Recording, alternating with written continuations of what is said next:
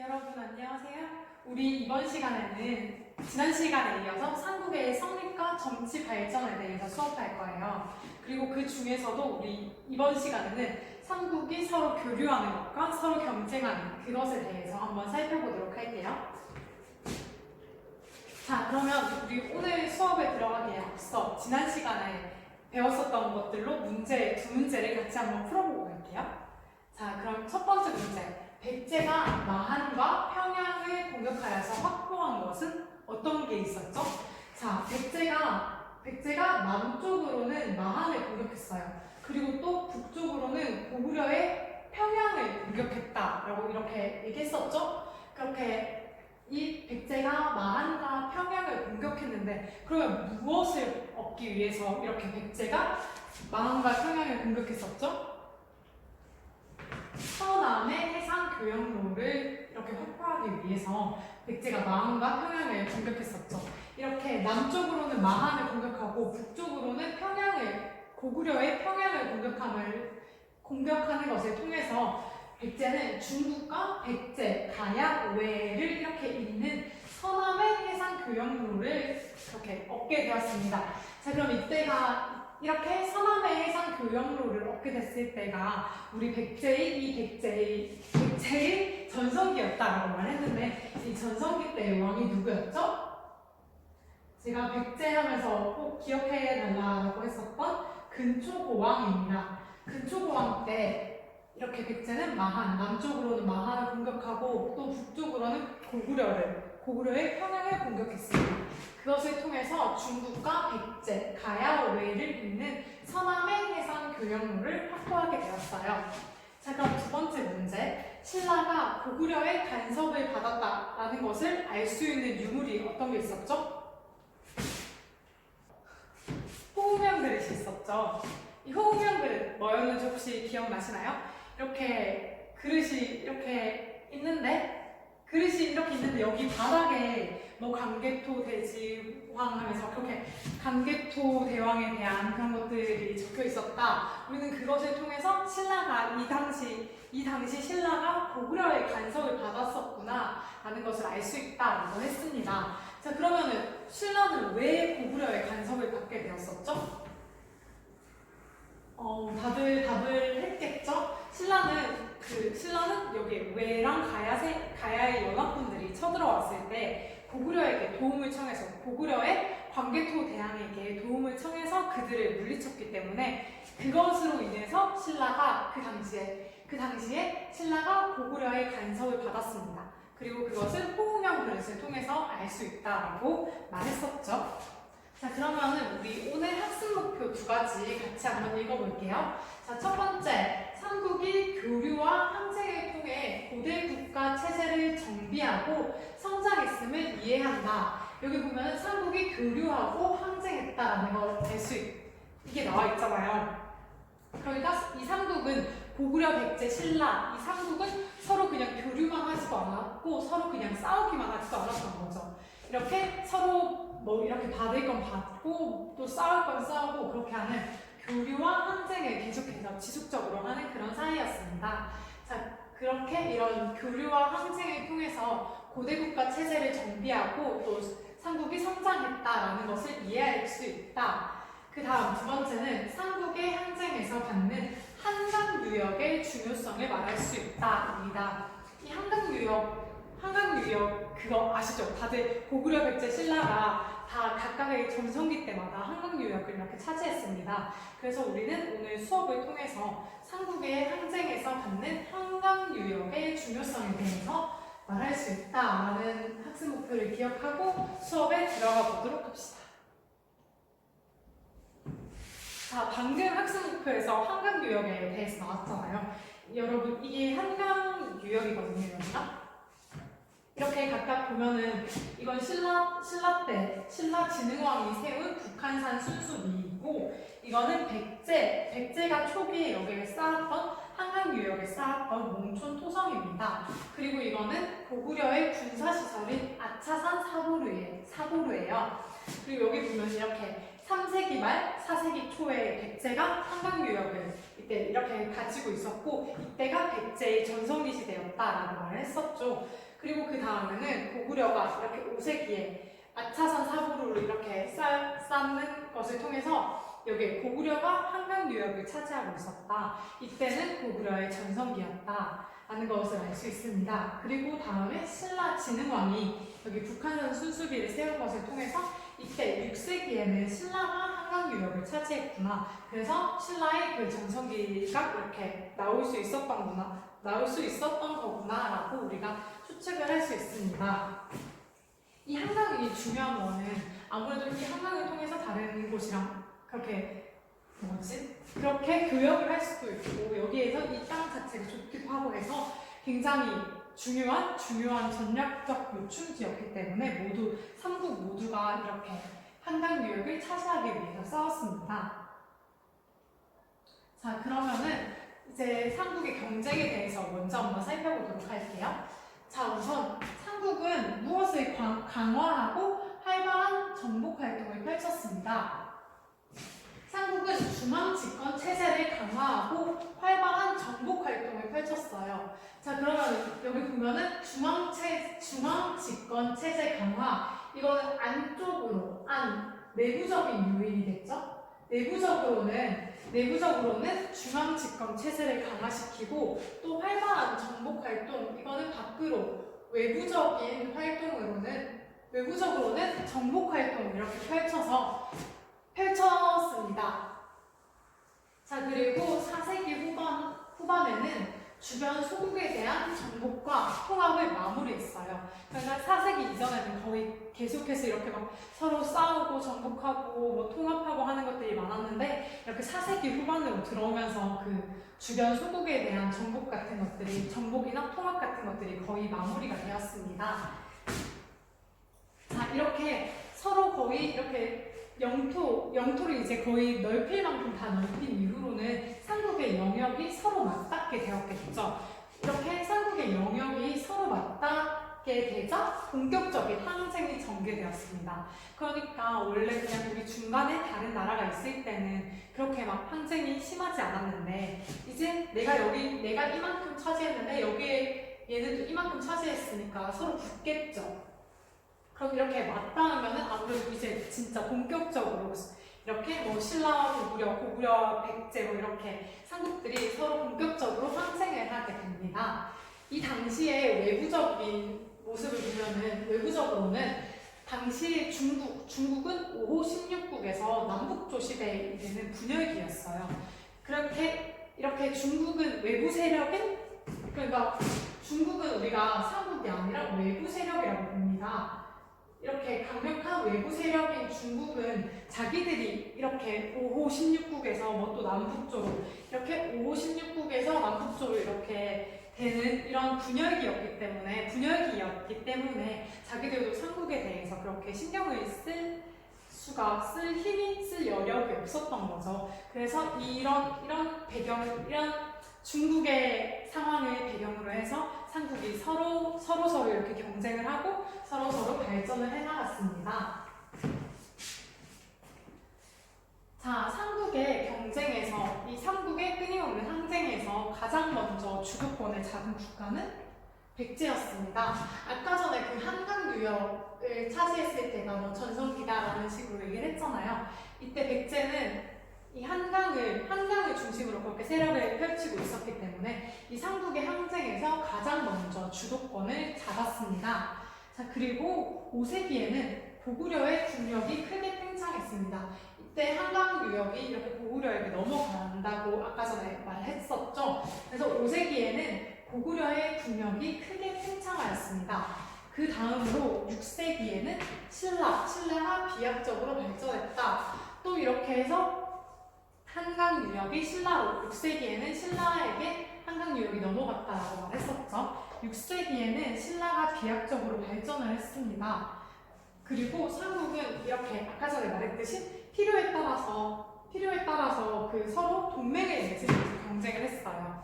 그러니까 무조건적으로 경쟁만 했던 것도 아니고 이렇게 자기 나라의 필요에 따라서 서로 동맹을 맺으면서 경쟁을 했습니다.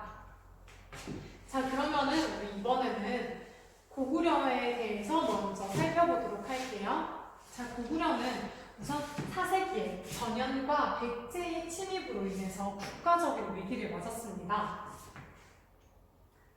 그래서 이런 국가적인 위기를 이겨내기 위해서 소수림 왕이 개혁을 시작했습니다. 그러니까 이 사세기 백제의 침입으로 국가적 위기를 맞았다고 했는데 이거 지난 시간에 어떤 건지 얘기했었던 것 같습니다.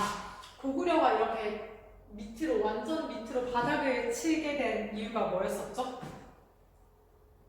그 왕이 죽었었거든요. 왕이 죽었다고 우리 지난 시간에 얘기를 했을 거예요. 고구려의 고국 원앙이 전사하게 되었습니다. 그래서 이렇게 국가적으로 큰 위기를 맞게 되었고 이에 이제 다시 백제가 다시 일어나고자 소수림 왕, 백제가 아니라 고구려가 다시 일어나고자 그렇게 했죠. 그래서 소수림 왕의 개혁을 통해서 고구려가 다시 이렇게 성장을 하게 됩니다. 그리고 소수림 왕 때 개혁을 통해서 이렇게 국가 체제를 정비하게 되었죠. 국가 체제를 소수림 왕의 개혁을 통해서 정비하게 된 이후 광개토 대왕 때는 활발한 정복 활동을 전개했습니다. 우리 광개토 대왕 다들 유명하니까 다들 알잖아요. 그 만주벌판을 달렸다라고 하는 그 광개토 대왕의 정복 활동이 이렇게 활발하게 일어날 수 있었던 거는 아무래도 그 전에 소수림 왕의 개혁이 있었기 때문에 가능했다라고 볼 수 있습니다. 그리고 광개토 대왕 때는 백제를 압박했어요. 그리고 신라를 도와서 왜군을 격퇴했습니다. 그리고 이렇게 왜군을 격퇴하는 그 상황 속에서 가야를 공격했었죠. 그래서 가야가 금강가야에서 대가야로 이렇게 가야 연맹의 중심이 이렇게 바뀌는 계기가 되었었죠. 그래서 후기 가야 연맹으로 그렇게 들어가는 접어드는 계기가 되었습니다. 그리고 또 이렇게 남쪽으로는 백제와 왜를 막 그렇게 격퇴를 하고 또 가야를 공격했다라고 했는데 이번에는 북쪽으로는 요동과 만주 일대를 장악했습니다. 그래서 우리가 그 한국을 빛낸 100명의 미인들 할 때 막 그러잖아요. 만주벌판 달려라 광개토 대왕이라고 나오잖아요. 그래서 이렇게 광개토 대왕은 북쪽으로 굉장히 많이 정복 활동을 활발하게 그렇게 전개를 했습니다. 그리고 동아시아에 이렇게 지배권을 확대를 하게 되자 이때부터 독자적인 연호를 사용하게 되었습니다. 그 독자적인 연호는 영락이라는 거였어요. 이렇게 독자적인 연호를 사용했다라는 거는 원래 이런 독자적인 연호는 황제국에서 사용하는 거예요. 황제국에서 이렇게 독자적인 연호를 사용하는데 고구려가 이렇게 영락이라고 하는 독자적인 연호를 사용했다라는 것은 이 당시 고구려가 굉장히 크게 발전을 했었고 또 그만큼 힘이 굉장히 강력했었다라는 것을 알 수 있습니다. 자, 그러면은 이번에는 광개토 대왕의 뒤를 이어서 즉위한 사람이 누구였죠? 장수왕입니다. 자, 그럼 광개토 대왕의 뒤를 이은 장수왕은 중국의 남북조와 동시에 그렇게 교류를 했어요. 그러니까 광개토 대왕은 아무래도 서로 경쟁하는 그렇게 광개토 대왕은 정복에 가까웠는데 정복 같은 걸 많이 했는데 이번에 장수왕은 그 뒤를 이은 장수왕은 중국과 같이 교류를 했습니다. 그리고 또 북방에 있는 유목민족들이랑도 폭넓은 관계를 유지했어요. 그리고 장수왕은 적극적인 남진 정책을 실시했습니다. 남진 정책 이것을 통해서 아까 전에 그 광개토 대왕은 막 만주로 막 그렇게 나갔다라고 했는데 이번에는 그러니까 여기에서 말하는 남쪽은 한반도 안쪽으로 이렇게 들어오는 밑으로 내려오는 적극적인 남진 정책을 실시했습니다. 이런 남진 정책의 일부로 수도를 평양으로 천도했습니다. 그리고 평양으로 천도를 하고 이렇게 평양으로 천도를 여기 원래 있었던 국내성에서 남쪽으로 조금 더 정복을 하기 위해서 조금 더 남쪽인 평양으로 이렇게 천도를 했고 또 이것을 통해서 이쪽에 한강 유역을 장악을 했습니다. 있습니다. 대외 팽창을 통해서 고구려는 동아시아의 패권을 장악했다라고 볼 수 있죠. 그러니까 여기 이렇게 굉장히 넓은 영토가 보이죠. 고구려의 진출 방향이랑 뭐 장수왕 말기의 남쪽 경계에 대한 이게 장수왕 때 남쪽 경계를 알려주는 선이거든요. 그래서 이런 것들을 통해서 이러한 대외 팽창을 통해서 고구려는 동아시아, 동북아시아의 패권을 장악했다라는 것을 우리가 알 수 있습니다. 자, 그럼 이번에는 백제에 대해서 한번 살펴보도록 할게요.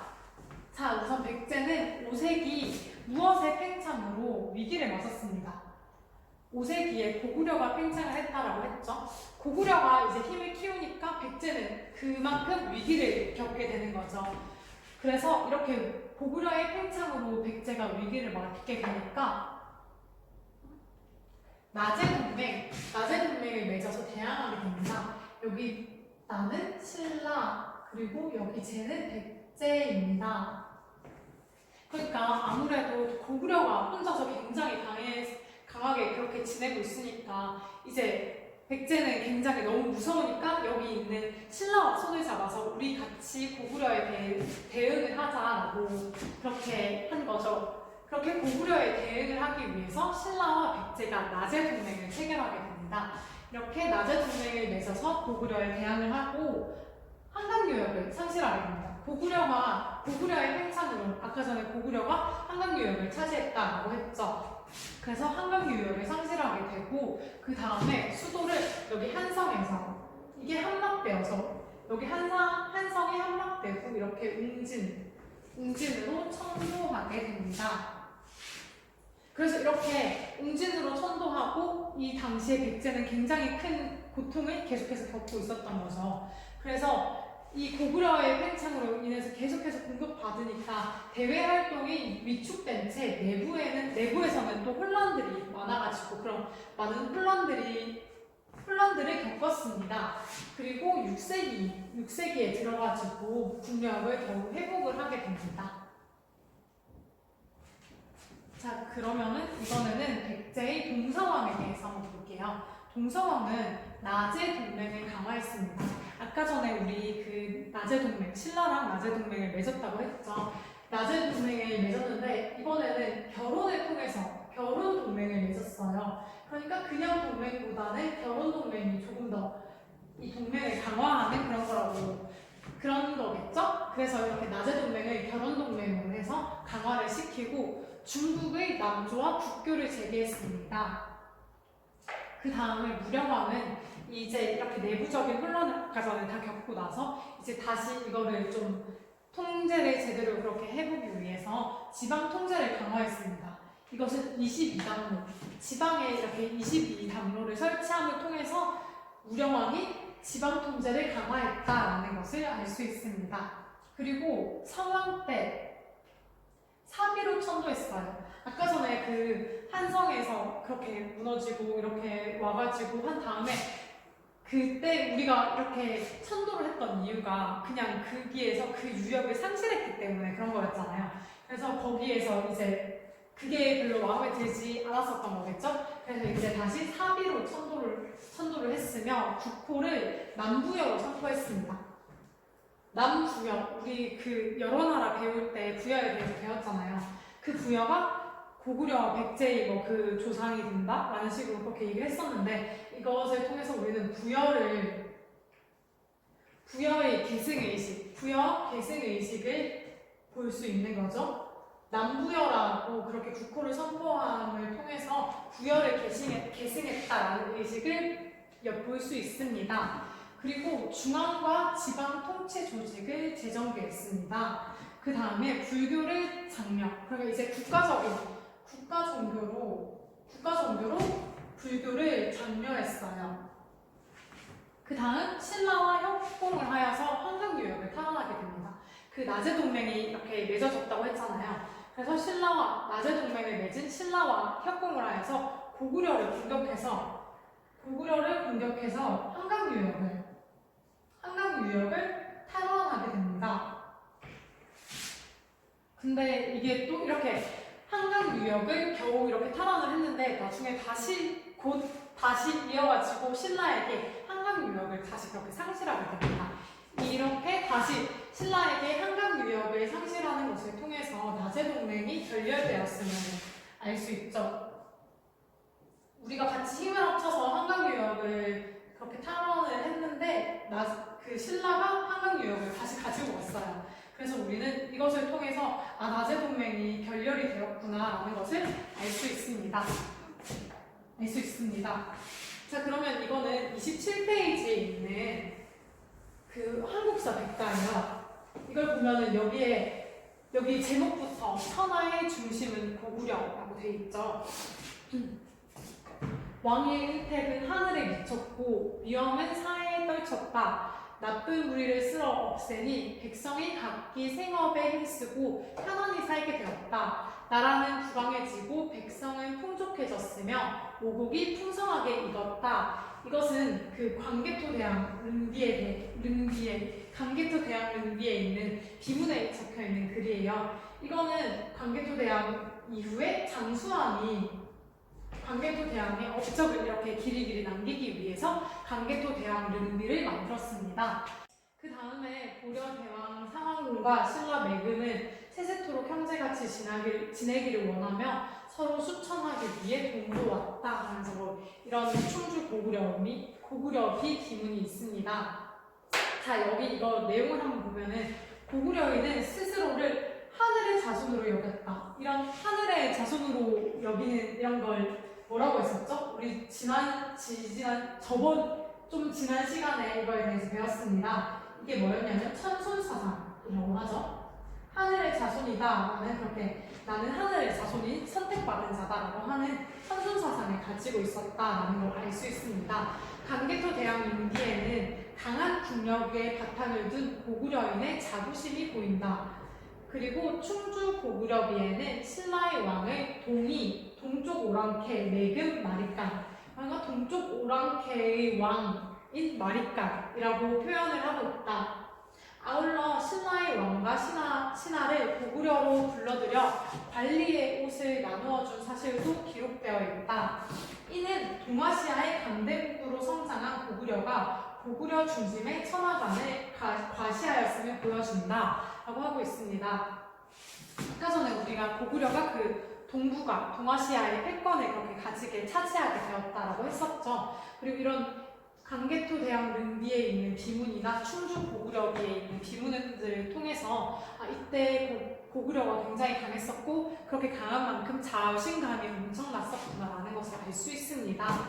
그 고구려가 이렇게 스스로 하늘의 자손이라고 여긴 거는 이 고구려의 건국 신화를 통해서 알 수 있어요. 그 하백이라고 하는 신이 있는데 그 강의 신이 있는데 그럼 뭐 신의 자손인 뭐 아래서 태어난 주몽 그런 사람들이 그런 내용이 여기 고구려 건국 신화에 나오기 때문에 그런 것을 통해서도 우리는 고구려인들이 천손사상을 가지고 있었구나 라는 것을 알 수 있습니다.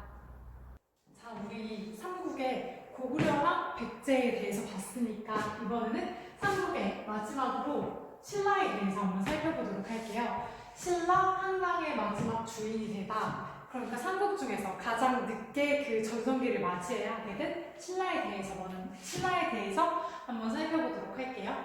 자, 우선 신라는 무엇을 통해서 고구려의 영향력에서 벗어나려고 했습니다.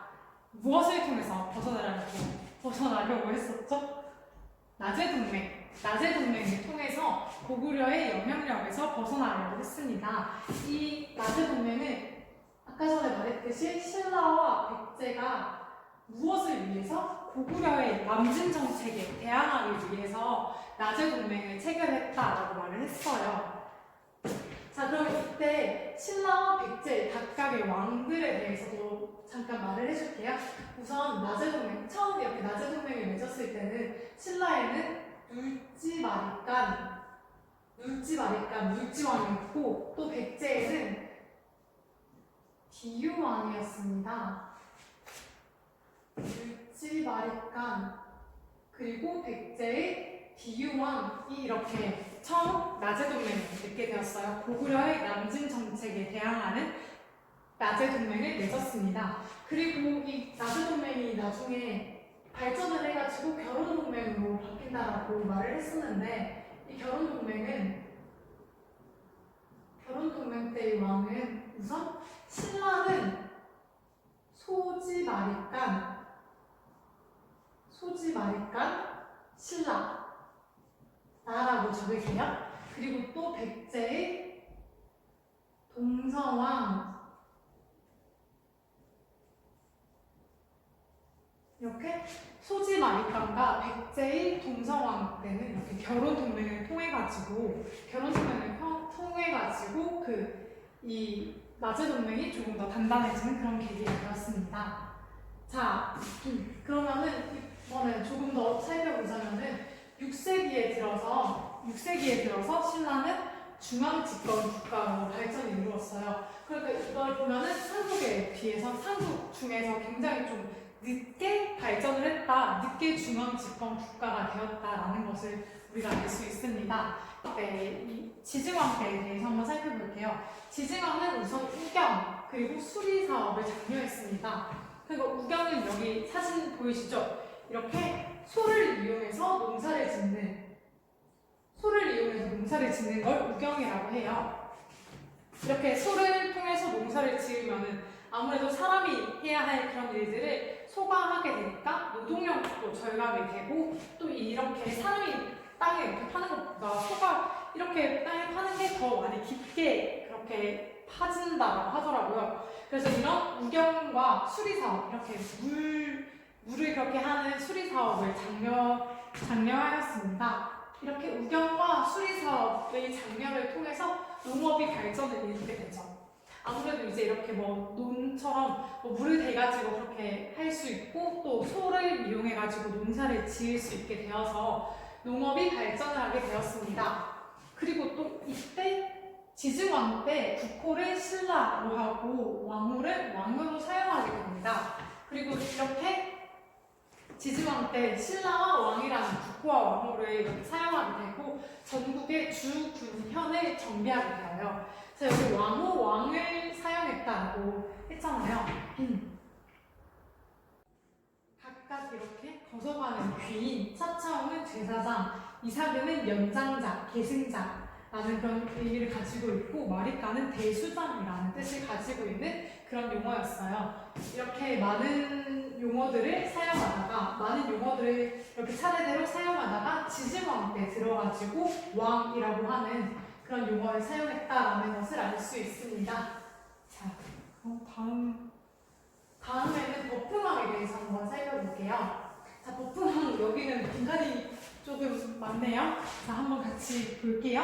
우선 버풍왕 때는 불교를 공인했어요. 이게 보면은 이차돈의 순교라는 그런 설화?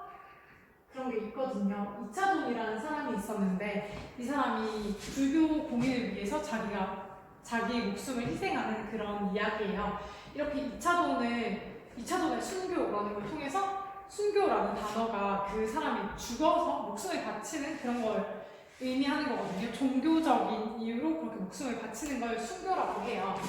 그래서 이차돈의 순교, 이차돈이 자기의 목숨을 이렇게 내놓은 거죠. 그것을 계기로 신라의 불교가 공인되게 됩니다. 이때 이차돈이 순교할 때 목이 잘렸는데 거기에서 피가 빨간색이 아니라 하얀색의 피가 나왔다라고 하는 그런 설화가 있습니다. 아무튼 이차돈의 순교를 통하여서 원래 귀족들이랑 같이 그렇게 반대를 하던 불교가 공인이 되었어요. 자, 그리고 율령반포, 여기 법흥왕이잖아요. 사실 이 법은 불법을 얘기하는, 불교를 얘기할 때 불교를 얘기하는 그 불법을 얘기하는 법자인데, 이렇게 율령이 어쨌든 그 나라를 다스리는 법 같은 거잖아요. 그래서 법흥왕 때 율령을 반포했다라고 외우면은 여러분이 조금 더 쉬울 것 같습니다. 자, 그리고 이때 연호 검원을 사용했어요. 아까 전에 이 연호가 뭐라고 했었죠? 그 황제국들이 사용하는 그거라고 했었잖아요. 이렇게 연호를 사용하는 것을 것을 통해서 신라의 성장에 대해서 알 수 있는 거죠. 신라가 굉장히 많이 성장을 했구나. 아까 전에 고구려도 그 광개토 대왕 때 영락이라는 연호를 사용했다고 했잖아요. 그때 그렇게 전성기를 달리던 그 시기에어서 연호를 사용했는데 그것을 통해 신라도 그 모습을 보니까 신라도 이렇게 건원이라고 하는 연호를 사용할 정도로 굉장히 많이 성장을 했구나. 신라의 전성기였구나. 신라가 전성기를 달리고 있던 그 시기였구나 라는 것을 추측할 수 있습니다. 그리고 또 덕풍왕 때 정치 조직을 강화했어요. 여기에 병부 및 상대 등을 설치를 하게 됩니다. 이렇게 병부 및 상대 등을 설치해서 정치 조직을 강화하게 됩니다. 그 다음에 진흥왕은 화랑도를 국가적인 조직으로 개편을 하게 돼요. 원래 이렇게 화랑도 그게 있었는데, 그런 제도가 있었는데 그거를 이제 국가적인 조직으로 개편을 하게 되는 겁니다. 그러니까 뭐 그전에 없다가 진흥왕 때 생겼다라는 게 아니라 이제 그전에는 그냥 이렇게 제도적으로 있었는데 이거를 이제 국가적인 조직으로 개편했다. 진흥왕 때 화랑도를 국가적인 조직으로 개편했다라는 걸 알 수 있습니다.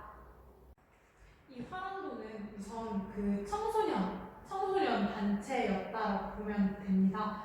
남자 청소년들로 이렇게 이루어진 그런 제도였어요. 그런 단체였습니다. 우선 여기에는 화랑이 중심이 되고 그 아래에 남도들이 있는 화랑과 남도로 이렇게 이루어진, 이렇게 지도자인 화랑이 있고 그 밑에 남도들이 이렇게 함께하는 그런 모습이었어요. 그런 제도였습니다. 이렇게 화랑도는 여기 이 화자가 꽃화자거든요. 꽃화. 이것을 통해서 이때 화랑도는 이렇게 예쁜 그런 청소년들, 예쁜 그런 소년들을 모아가지고 이렇게 군사적으로 이렇게 만들었던 그런 단체였습니다. 이 사람들은 세속오계라고 하는 세속오계를 자기들의 사명으로 세웠어요. 이 세속오계에 대해서는 아마 다음에 조금 더 설명할 시간이 있을 것 같아서 우선은 그냥 넘어가겠습니다. 우선 이렇게 화랑도, 진흥왕 때 화랑도를 국가적인 조직으로 개편을 했었다라는 것만 알고 있으면 될 것 같아요. 그러면 이번에는 우리가 조금 전까지는 내부적인 것들에 대해서 배웠다면 이번에는 외부적으로의 진출, 외적으로의 진출에 대해서 한번 살펴보도록 하겠습니다.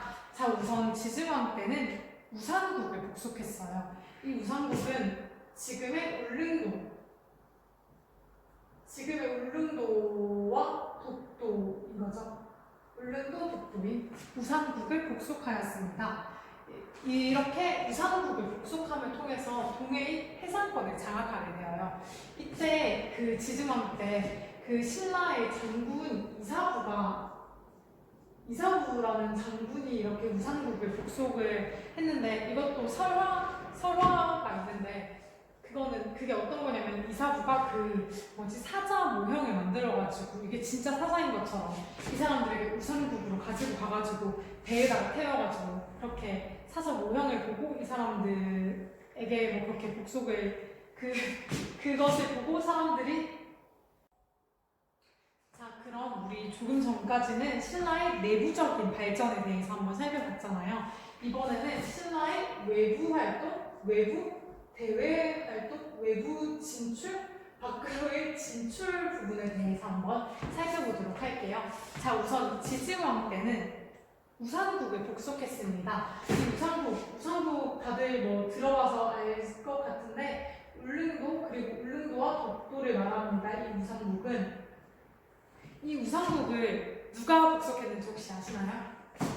우리 독도는 우리 땅이라는 노래에 보면은 그 신라 장군 이사부 지하에서 웃는다라는 가사가 있어요. 아직 그 가사가 그대로인지 모르겠는데 아무튼 신라 장군 이사부가 우산국을 이렇게 복속을 했습니다. 이렇게 울릉도와 독도를 복속을 했어요. 이 복속하는 거기에도 설화가 있는데 이때 이 이사부라는 사람이 그냥 가가지고 정복을 하는 게 아니라 자기가 꾀를 내서 그 사자 모형을 나무론가 사자 모형을 그렇게 만들어요. 그 사자 모형을 가지고 배에 끼워가지고 그렇게 가지고 가서 이 우상국에 있는 사람들에게 겁을 준 거죠. 그래서 그 사람들은 아 저게 진짜 사자인가 보다 하고 그렇게 겁을 먹어가지고 그렇게 복속을 하게 되었다라는 설화가 있습니다.